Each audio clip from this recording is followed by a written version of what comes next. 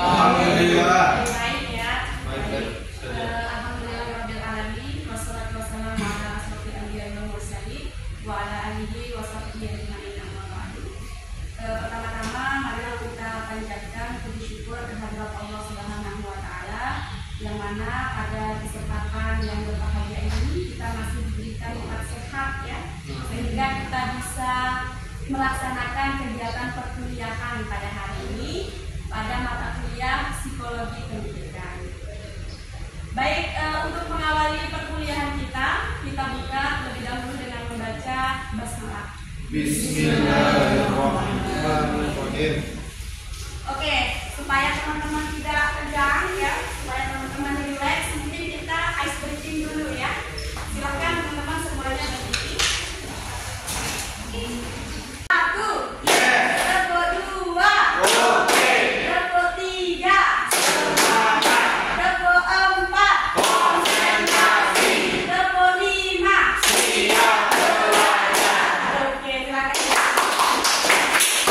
Teman-teman, jadi pada pertemuan kali ini kita akan membahas materi tentang perbedaan individual peserta didik. Ya, jadi nanti Ibu akan menampilkan media pembelajaran. Nah, silakan nanti teman-teman perhatikan ya medianya, ya, lalu kemudian teman-teman dengarkan, kemudian teman-teman catat apa yang menjadi poin-poin penting dari media pembelajaran yang nanti akan Ibu tampilkan. Bisa dipahami? Sekarang Ibu tampilkan medianya.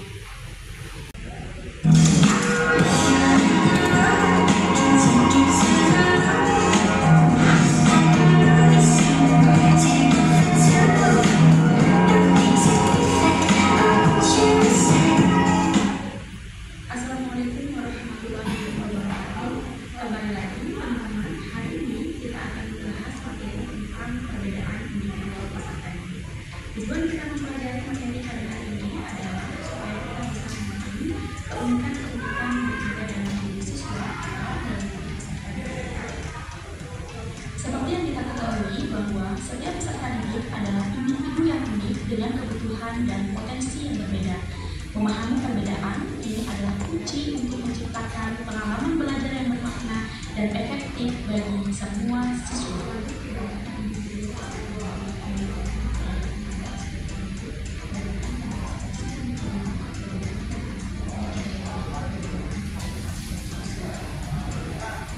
Perbedaan kognitif peserta didik dapat bervariasi dalam beberapa aspek seperti kemampuan berpikir, gaya belajar, kecepatan belajar, kemampuan memori, dan kemampuan membicarakan masalah. Sedangkan aspek sosial berkaitan dengan bagaimana kemampuan sosial individu atau kemampuan sosial peserta didik. Setiap peserta didik memiliki kemampuan sosial yang berbeda-beda, seperti kemampuan berkomunikasi, bekerja sama, atau memiliki. Tetapi perbedaan emosional mempengaruhi beberapa aspek dalam diri siswa dalam diri peserta didik, misalnya variasi dalam situasi, regulasi emosi, dan ketahanan.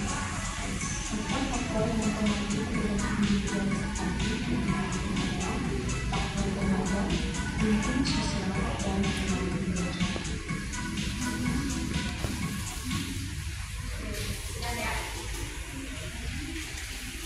Dari media yang tadi Ibu tampilkan, kira-kira ada nggak gambaran kira-kira apa sih perbedaan individual itu? Ada yang mau menjawab? Saya Bu, Oke, silakan. keunikan dalam diri seseorang. Oke, keunikan ya dalam diri seseorang. Ada lagi yang lain? Oke, variasi yang ada dalam diri siswa. Variasi yang ada dalam diri siswa atau dalam diri individu atau seseorang. Bisa ya, antara keunikan dan variasi itu sama saja ya. Jadi perbedaan individual itu adalah keunikan-keunikan yang ada dalam diri seseorang atau variasi yang ada dalam diri seseorang. Jadi antara si A dengan si B itu mereka punya keunikan-keunikan tersendiri, tidak sama ya. Jadi pasti ada perbedaan. Misalnya gede dengan lilis itu nggak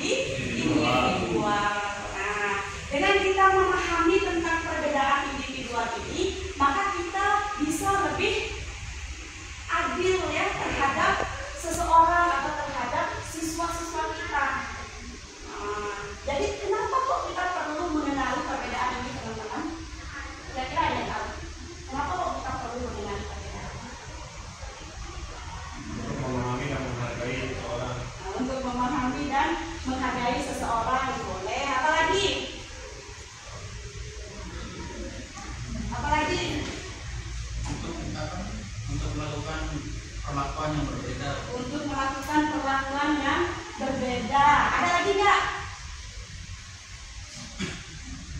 Ada lagi? Nggak ada?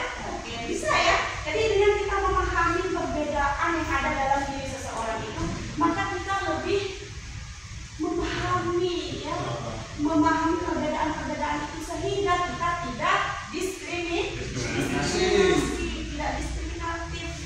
Kita mau menerima, apalagi ini teman-teman adalah calon guru, sudah harus keharusan untuk kita memahami perbedaan individual siswa kita. Perbedaannya pada aspek apa aja teman-teman?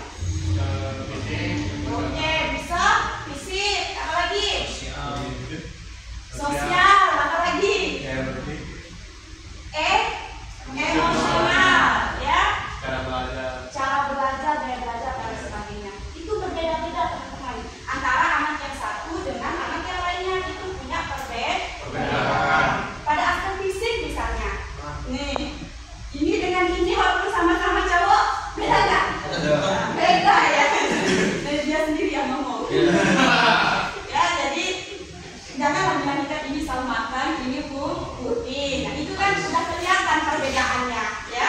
Secara fisik, secara fisik itu bisa kita lihat. Kalau pada aspek kognitif, Kemampuan dasar. bisa ya. Ada yang mampu berhitung dan Iya, kecepatan belajarnya ya. Ada anak yang cenderung mungkin dia lebih cepat dalam menangkap materi. Ada mungkin yang sedang ya, atau mungkin ada yang lambat. Dan itu harus kita pahami ya, harus kita maklumi karena tidak semua anak itu adalah sama. Paham? Nah, itu pada aspek kognitif ya. Nah, pada aspek yang lainnya juga seperti itu. Ada perbedaan, tidak ada yang sama. Paham? Oke, dari penjelasan yang telah Ibu paparkan tadi, kira-kira ada yang mau bertanya? Angkat tangannya dan namanya. Ya? Nama saya Sarjantoni, Bu. Jadi makanya berarti jika kemampuan kognitif berbeda-beda, jadi setiap anak individu itu mempunyai gaya belajar yang berbeda. Ya. Baik. Jadi setiap siswa, setiap kita, teman-teman pun begitu, pasti punya gaya belajar, ya, yang teman-teman memang cepat menangkap materi ketika menggunakan gaya belajar itu. Nah, siswa pun begitu. Ada yang tahu nggak gaya belajar tadi itu dibagi dari berapa? 4. Pertanyaannya bagus ya, terkait dengan perbedaan gaya belajar siswa atau peserta didik. Ya, jadi yang pertama itu ada namanya gaya belajar visual, ya. Kemudian yang kedua gaya belajar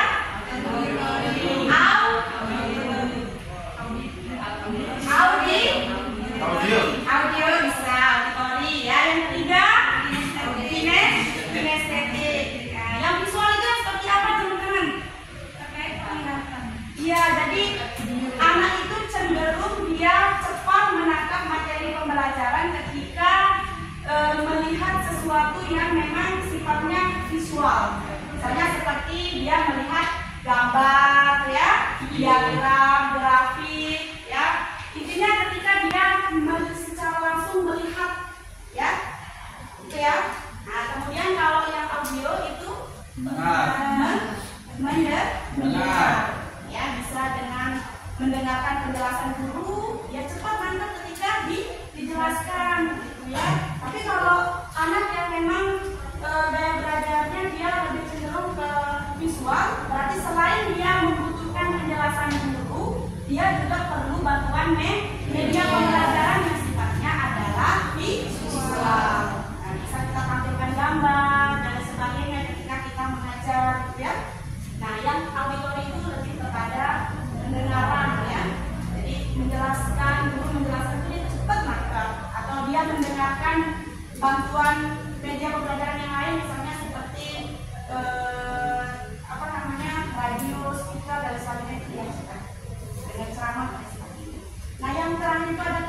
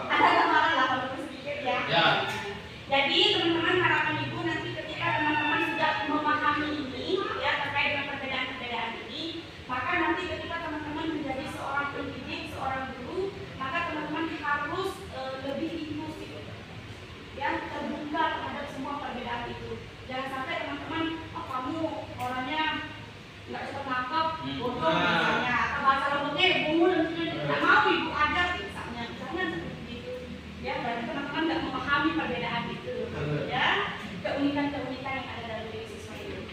Ya oke, mungkin dia berbeda pada aspek ini, dia katakanlah lemah pada aspek kognitif, tapi siapa tahu pada aspek-aspek lainnya dia lebih unggul. Nah, jadi dengan perbedaan ini kita bisa mengetahui kelemahan dan juga keunggulan masing-masing individu atau masing-masing orang. Gitu ya. Baik, terima kasih teman-teman. Mungkin kita cukupkan sampai di sini. Jika tidak ada yang mau bertanya lagi, terima kasih atas atensinya. Kita tutup ya dengan membaca Alhamdulillah. Semoga perkuliahan kita pada hari ini bermanfaat untuk kita semuanya. Assalamualaikum warahmatullahi wabarakatuh. Waalaikumsalam.